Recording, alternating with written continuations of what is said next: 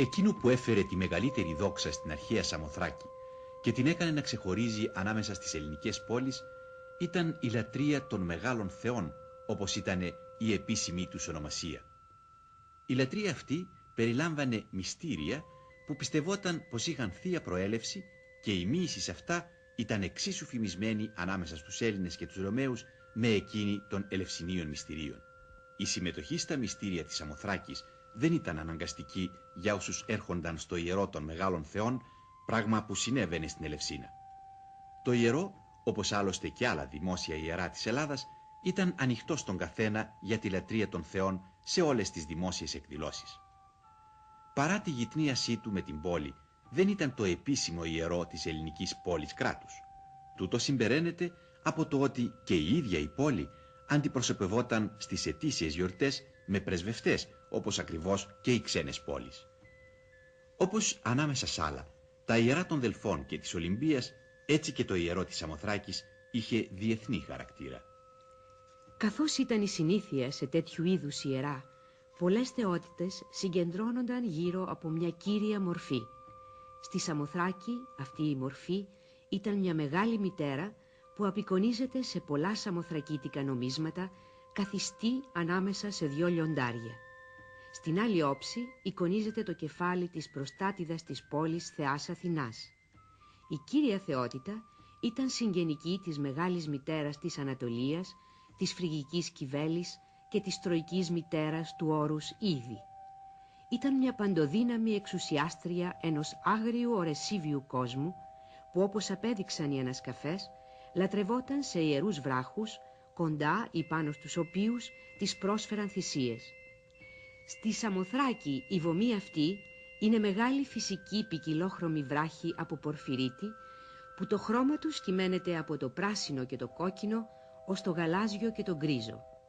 Ένα περίεργο χαρακτηριστικό της λατρείας της μητέρας των βράχων ήταν η εκδήλωση της δύναμής της, που θεωρείται ότι υπήρχε στις πέτρες και σε μαγνητόλιθους σιδήρου, από τους οποίους κατασκευάζονταν, όπως φαίνεται στον ιερό χώρο, δαχτυλίδια, που όταν τα φορούσαν οι λάτρεις πίστευαν ότι συνενώνονταν με τη Μεγάλη Θεά. Προσκολλημένος στη Μεγάλη Μητέρα και ίσως υποταγμένος σε αυτή σύζυγος ήταν ένας ηθιφαλικός θεός της γονιμότητας που ονομαζόταν Κάδμηλος από τους ντόπιους κατοίκους του Θρακικού αρχιπελάγους και που ταυτίστηκε από τους Έλληνες με τον Ερμή. Το κηρύκιο με τη φιδίσια κεφαλή έχει χαραχτεί πάνω στην ενεπίγραφη στήλη από το ανάκτορο ανάμεσα σε δυο πρόσθετα φίδια που συμβολίζουν τους δυο συνοδούς δαίμονες που απεικονίζονταν με χάλκινα αγάλματα στο ίδιο μέρος σαν γυμνοί ηθιφαλικοί νέοι με υψωμένα τα χέρια στην αρχαία στάση της επιφάνειας. Στη Σαμοθράκη οι νέοι αυτοί ονομάζονταν Κάβυροι, ένα όνομα που έχει αποδοθεί σε τέτοιου είδους δαίμονες σε πολλά μέρη και εποχές. Οι Έλληνες ταύτισαν τους δίδυμους της Σαμοθράκης με τους δικούς τους δίδυμους θεούς, τους Διόσκουρους. Τα σύμβολά τους ήταν φίδια και άστρα και αποδόθηκαν μαζί πάνω σε ένα αργυρό δαχτυλίδι που βρέθηκε στη Σαμοθράκη το 1939 και κλάπηκε στη διάρκεια του πολέμου. Είναι πιθανό να είχαν ταυτιστεί με τους δυο Κάβυρους τα αδέλφια Δάρδανος και Αετίων που αναφέρονται στους μύθους σαν ήρωες ιδρυτές των μυστηρίων της Σαμοθράκης.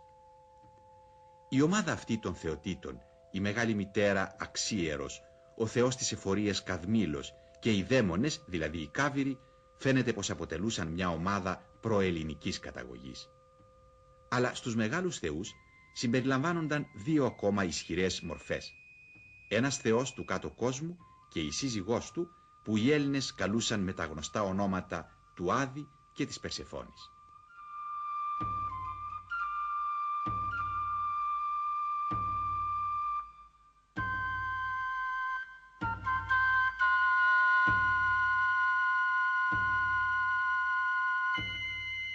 Η γνωστή παράδοση της αρπαγής της θεάς της γονιμότητας από τον θεό του κάτω κόσμου αποτελούσε μέρος ενός ιερού δράματος που διδασκόταν κατά τη διάρκεια των εορτών της Σαμοθράκης.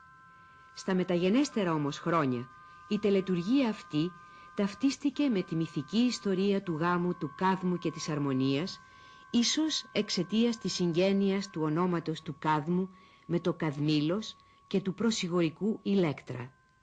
Το όνομα Ηλέκτρα θα μπορούσε πολύ εύκολα να οδηγήσει σε μια τέτοια σύγχυση, ιδιαίτερα αν χρησιμοποιήθηκε στη Σαμοθράκη και για τη Μεγάλη Μητέρα, που ταυτιζόταν με τη Δήμητρα, τη μητέρα της Περσεφόνης. Αυτό είναι το σύνολο των συμπερασμάτων στα οποία μπορεί κανείς να φτάσει στο στάδιο αυτό των γνώσεών μας σχετικά με τις θεότητες που λατρεύονταν σαν μεγάλοι θεοί της Σαμοθράκης. Το πιο πιθανό είναι πως οι δημόσιες τελετές ήταν περίπου οι ίδιες με εκείνες των άλλων ελληνικών ιερών.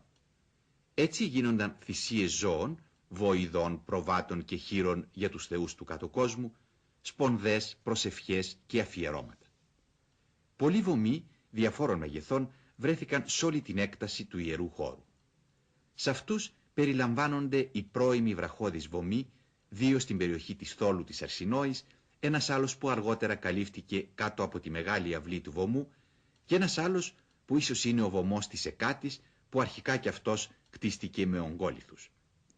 Αποκαλύφθηκαν και βωμοί μικρότερων διαστάσεων και γνωστότερων μορφών, είτε κυκλικοί είτε τετράγωνοι, από πυλό, κεραμίδι και πέτρα, που στις περισσότερες περιπτώσεις σώζονται μόνο τα θεμέλια. Υπήρχαν ακόμα και ιερές εσχάρες, στο τέμενος λογουχάριν και στο ιερό, και λακοειδή σκάμματα για σπονδές στους θεούς του κάτω κόσμου, που ήταν κυκλικοί, όπως στον αρχαϊκό περίβολο κάτω από τη Θόλο της Αρσινόης, ή τετράγωνοι, όπως έξω από το ίδιο κτίριο κοντά στην είσοδό του.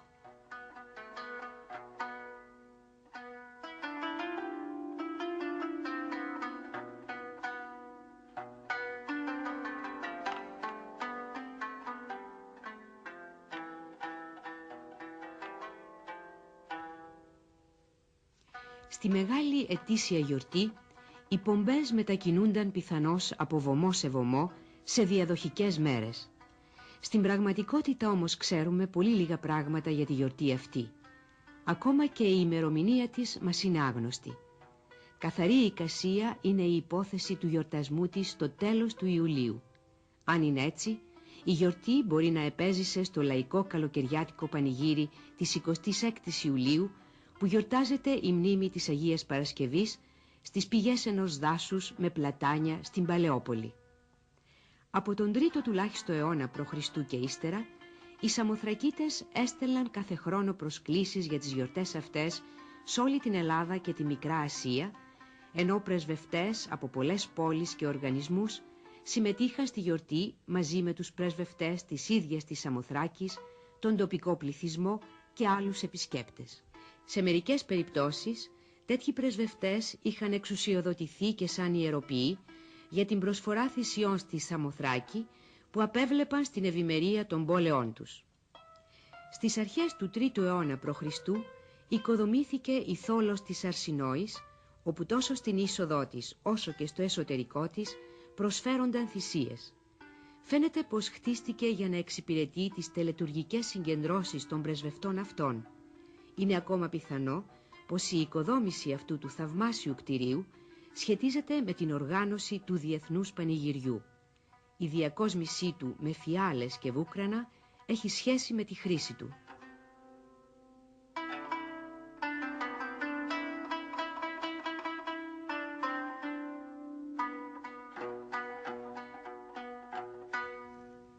Στη διάρκεια των γιορτών πεζόταν ένα ιερό δράμα που παρουσίαζε έναν ιερό γάμο. Η παράσταση δινόταν ίσως στο τέμενος, που χτίστηκε τον 4ο αιώνα π.Χ. στη θέση ενός παλιότερου χώρου θυσιών. Εικάζεται πως η χαριτωμένη ζωφόρος από το πρόπυλο του τεμένους με την παράσταση κοριτσιών που χορεύουν αναφέρεται σε αυτόν ακριβώς το γάμο, ίσως του Κάδμου και της Αρμονίας. Στα 200 π.Χ. περίπου χτίστηκε ένα θέατρο μπροστά από την αυλή του βωμού. Είναι πιθανό πως τότε εισήχθηκε στις δημόσιες γιορτές ένας διονυσιακός αγώνας, όπου προφανώς διδάσκονταν τοπικές ιστορίες. Στις αρχές του 2ου αιώνα π.Χ. οι Σαμοθρακίτες τίμησαν έναν ποιητή από την Ίασο της Καρίας, συγγραφέα της τραγωδίας Δάρδανος, τόσο για αυτή όσο και για άλλες ευεργεσίες του προς το νησί, την πόλη και το ιερό. Τα αναθήματα που αφιερώθηκαν στον ιερό χώρο κάλυπταν μια μεγάλη σειρά από έργα τέχνης και αντικείμενα κάθε είδους που ήταν συνηθισμένα στους ελληνικούς τόπους λατρείας. κτίρια και βωμοί, χάλκινα και μαρμάρινα αγάλματα, από τα οποία μονοτμήματα διατηρούνται, αγαλματίδια, μαρμάρινα και πύληνα, ατομικά κοσμήματα, αγγεία και άλλα.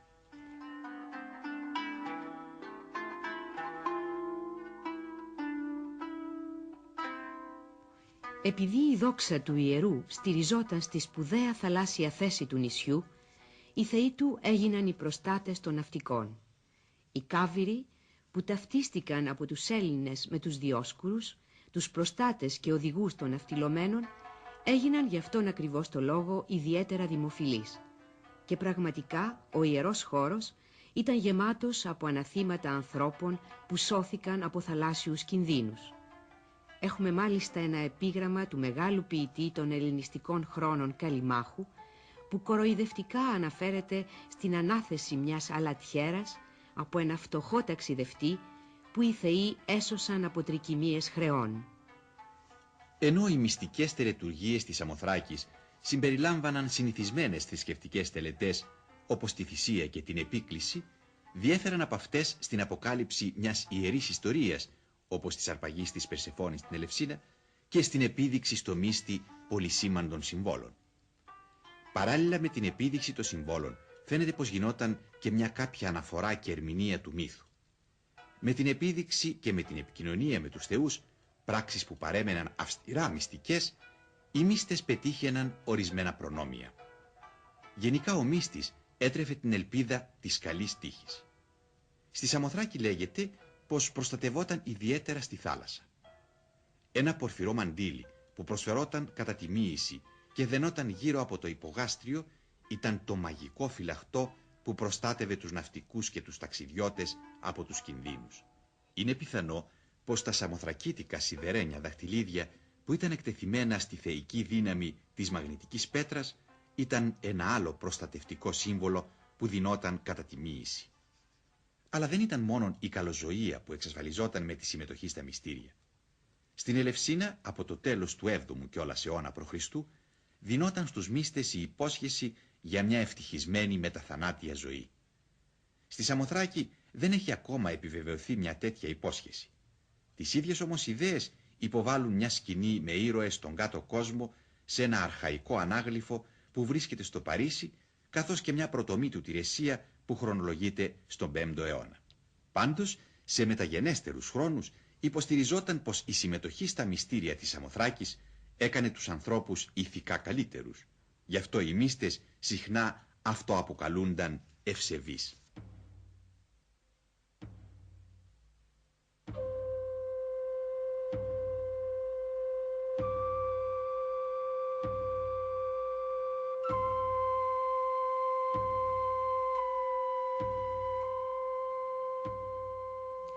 Τα μυστήρια των μεγάλων θεών ήταν φημισμένα και σεβαστά στον ελληνικό κόσμο από τον 5ο κιόλας προχριστιανικό αιώνα.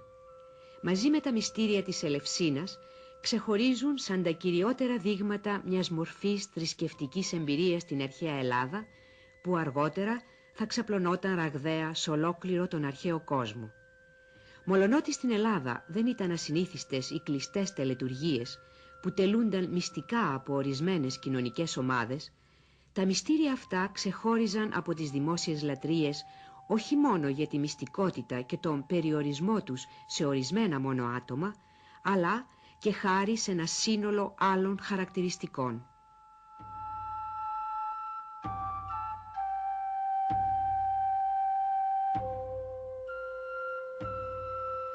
Ένα κοινό χαρακτηριστικό στην Ελευσίνα και τη Σαμοθράκη είναι η ύπαρξη 2 βαθμών μοίησης, η μοίηση και η εποπτεία.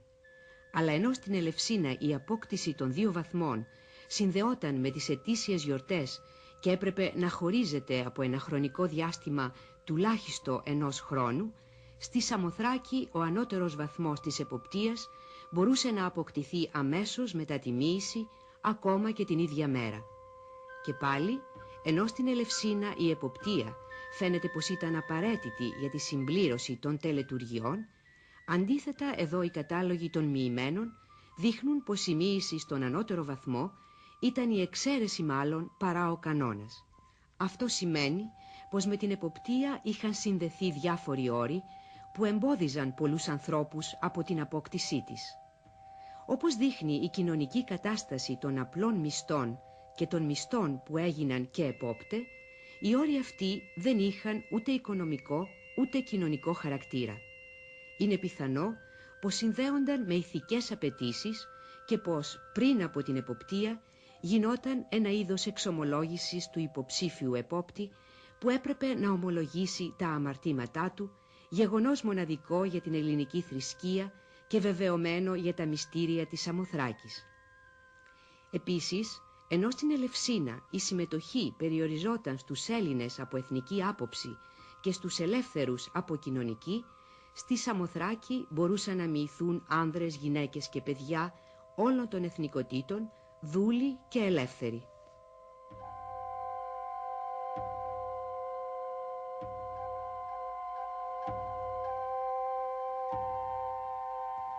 Αυτή η καθολική αποδοχή έκανε τα μυστήρια της Σαμοθράκης περισσότερο από κάθε άλλο φαινόμενο της ελληνικής θρησκείας κάτι ανάλογο με τη χριστιανική κοινωνία. Τα μυστήρια εξαίρονταν και από το γεγονός πως η μοίηση ήταν ένα θέμα εντελώς ξεχωριστό από τις ετήσιες γιορτές και πως τα άτομα ή οι ομάδες μπορούσαν να την πετύχουν οποτεδήποτε παρουσιάζονταν στους θεούς, όποια ημερομηνία και αν διάλεγαν. Αυτό τουλάχιστον αποδεικνύουν οι ενεπίγραφοι κατάλογοι.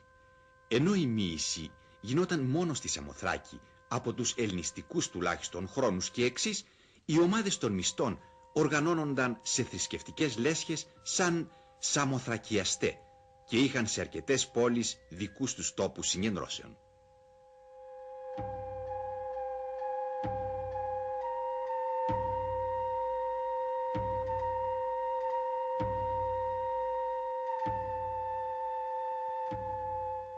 Όπως στην Ελευσίνα και αλλού, οι τελετές μοίησης γίνονταν προφανώς κατά τη διάρκεια της νύχτας με το φως πυρσών και λιχναριών.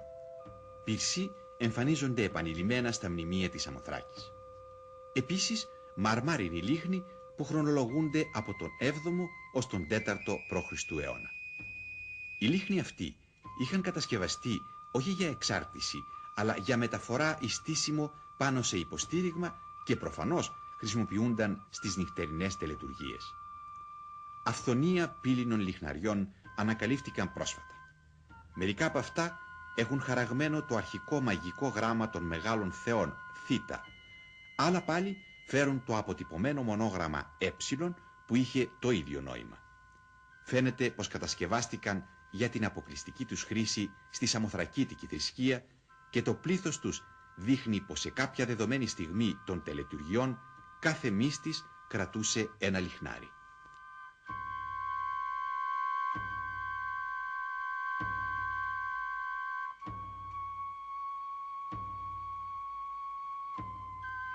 Οι πρόσφατες ανασκαφές μας έχουν προσφέρει ένα πλήθος ενδεικτικών στοιχείων για συμπόσια στον ιερό χώρο.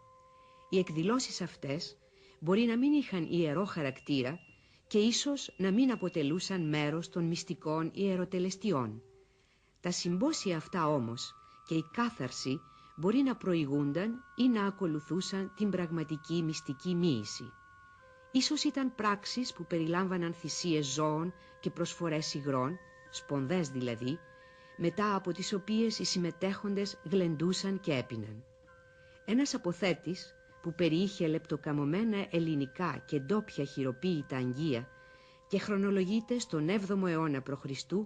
βρέθηκε κάτω από το τέμενος μαζί με υπολείμματα γευμάτων θυσιών και περιείχε και γιγαντιαίους κανθάρους. Έτσι η κατανάλωση κρασιού σε βαθμό μέθης φαίνεται πως ήταν μια προημότατη συνήθεια στις ιεροτελεστίες της Σαμοθράκης. Και γι' αυτό ίσως αργότερα το κυριότερο σχήμα αγγείου συμποσίων παραμένει ο κάνθαρος, παρόλο που χρησιμοποιήθηκαν και κύλικες. Όπως και στα άλλα μυστήρια, έτσι και εδώ είναι βέβαιο πως οι μοιημένοι φορούσαν στεφάνια. Το κεφάλι ενός γυναικείου πύληνου ειδόλιου της ελληνιστικής εποχής που φορεί ένα βαρύ ανθοστέφανο κάτω από ένα πέπλο μπορεί να θεωρηθεί σαν απεικόνηση μιας μοιημένης.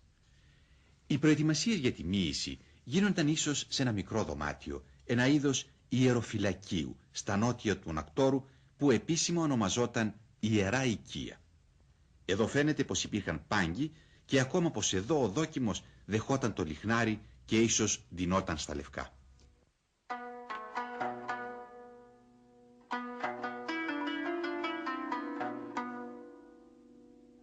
Το ανάκτορο κατασκευάστηκε για τη μοίηση τον 6ο αιώνα π.Χ. και χρησιμοποιήθηκε για τον σκοπό αυτό ως το τέλος της ειδωλολατρίας. Μια μεγάλη αίθουσα, στην οποία έμπαινε κανείς από 3 εισόδους, πρόσφερε χώρο σε ένα αρκετά μεγάλο πλήθος. Οι περισσότεροι από αυτούς, ίσως παλιότεροι μοιημένοι, που παρευρίσκονταν στις τελετές, ήταν συγκεντρωμένοι στο νοτιότερο μέρος του κτηρίου και στέκονταν ή κάθονταν σε ξύλινους πάγκους που ήταν τοποθετημένοι πάνω σε ένα υπερυψωμένο δάπεδο. Έτσι ήταν σε θέση να δουν τα διαδραματιζόμενα στο κέντρο της αίθουσας. Μια εξέδρα χτισμένη πάνω σε ξύλινα υποστηρίγματα κατά μήκος της ανατολικής και βόρειας πλευράς του κτηρίου αποτελούσε το θεωρείο προνομιούχων ομάδων που παρευρίσκονταν στις μοίησεις. Οι μελλοντικοί μύστες πιθανώς οδηγούνταν σε ένα κτίριο μέσα από την πλατιά κεντρική είσοδο.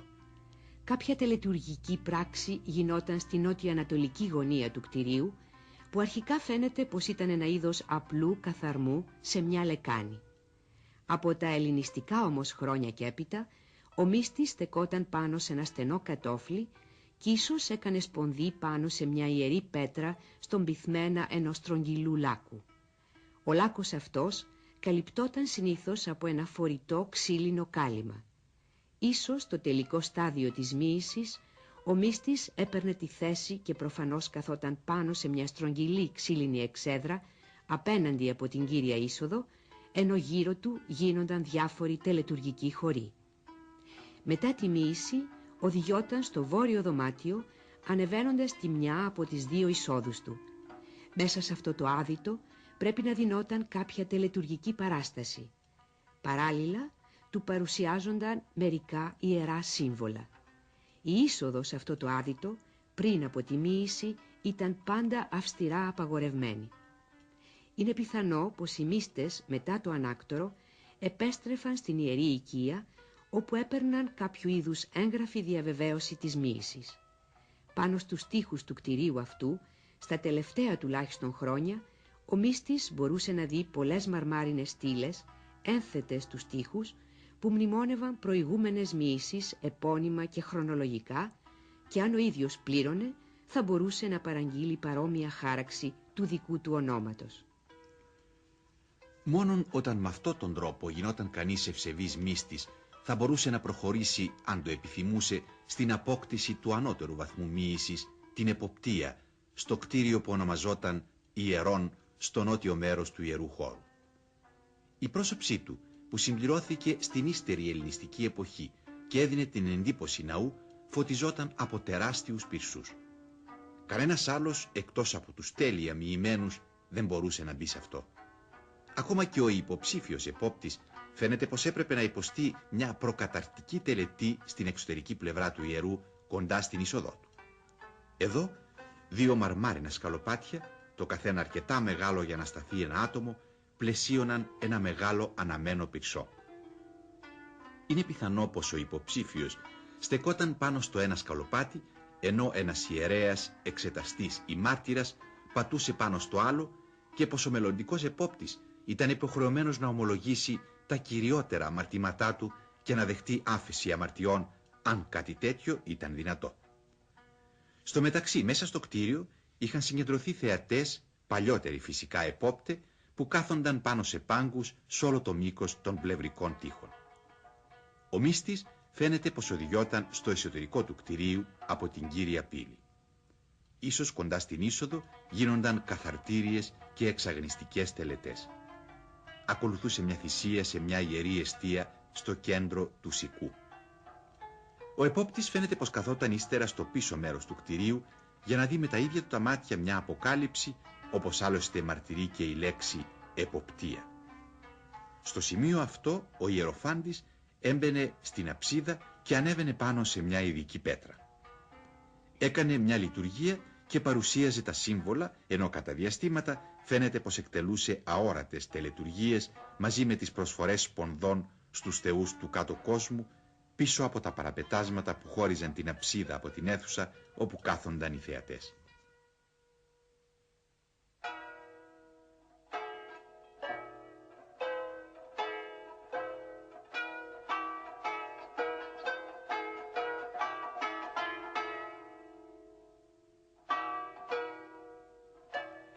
Όταν ανακαινίστηκε το εσωτερικό του ιερού γύρω στα 200 μετά Χριστόν, η κύρια είσοδος διαπλατύνθηκε και τελικά στην περίοδο του Μεγάλου Κωνσταντίνου το κατόφλι κόπηκε για να επιτρέψει την είσοδο στο κτίριο ζώων που προορίζονταν για θυσία.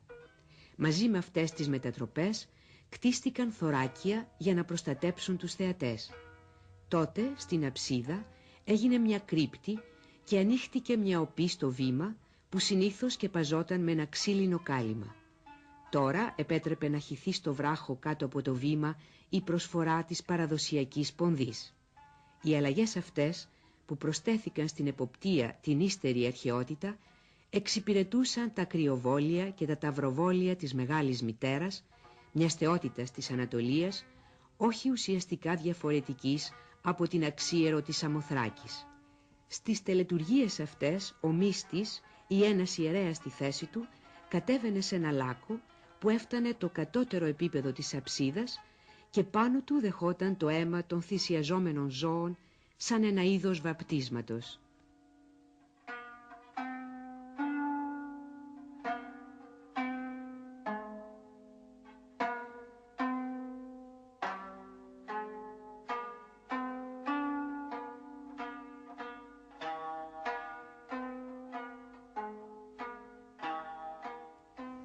Τόσα μπορεί να πει κανείς τώρα σχετικά με τους μεγάλους θεούς της Σαμοθράκης, τις τελετουργίες και τα μυστήριά τους, με βάση τις γραπτές μαρτυρίες και τις ανασκαφές.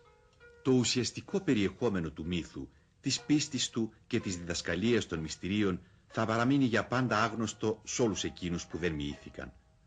Παρ' όλα αυτά, ο επισκέπτης των εντυπωσιακών ερειπίων του ιερού χώρου, καθώς τα βλέπει με φόντο ένα άγριο και εντυπωσιακό ορεινό τοπίο, που παρά τις διαφορές του παραλληλίζεται με εκείνο των Δελφών, μπορεί να συλλάβει το δέος των αθανάτων δυνάμεων της φύσης που και εδώ, όπως και εκεί, εξωθούσαν τους ανθρώπους στη λατρεία των θεών.